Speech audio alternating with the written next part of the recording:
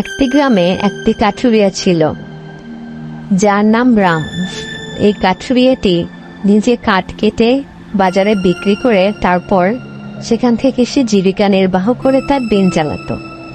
সে অনেক চেষ্টার পরেও তার নিজের দারিদ্রতা ঘোচাতে পারেনি। হঠাৎ একদিন নদীর ধারে গাছ কাটতে গিয়ে তার কুঠারটি পানিতে পড়ে যায়। সে অনেক চেষ্টা করে রক্ষা করার জন্য, কিন্তু পারে না, পানিতে ভেসে যায়। তারপর সে খুব মন খারাপ করে নদীর ধারে বসে পড়ে। এই কুঠারটি ছিল একমাত্র অবলম্বন। কিন্তু এমন সময় একটি জলপরি পানি থেকে উপরে উঠে আসে, এসে বলে, আমার প্রিয় কাঠুরিয়া, তুমি মন খারাপ করে আছো কেন? কি হয়েছে তোমার? তখন কাঠুরিয়াটি বলে যে আমার একমাত্র অবলম্বন কুঠারটি পানিতে পড়ে গিয়েছে। আমি এখন কিভাবে আমার জীবিকা নির্বাহ করব বুঝতে পারছি না, কিভাবে আমার দিন যাবে। তখন জলপরিটি বলে, তুমি মন খারাপ করছো কেন? আমি এক্ষুনি তোমার কুঠার নিয়ে আসছি। বলে সে পানিতে ডুবে যায়। তারপর পানি থেকে কিছুক্ষণ পর উঠে আসে একটি সোনার কুঠার নিয়ে। বলে, কাঠুরিয়া দেখো তো, এটা কি তোমার কুঠার? তখন কাঠুরিয়া মাথা নেড়ে বলে, না, এটা আমার কুঠার না। তখন সে আবার পানিতে ডুব দেয়।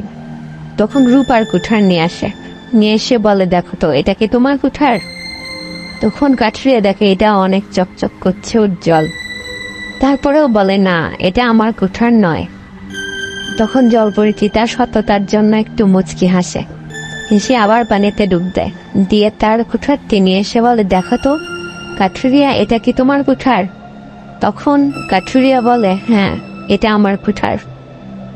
তার সততার জন্য জলপরিটি অনেক খুশি হয় এবং তাকে সোনার কুঠার এবং রূপার কুঠারটিও উপহার দেয় এবং তাকে অনেক সুনাম উপহার দেয়, যাতে সে সারা জীবন কাঠ না কেটেও দিন চালাতে পারে।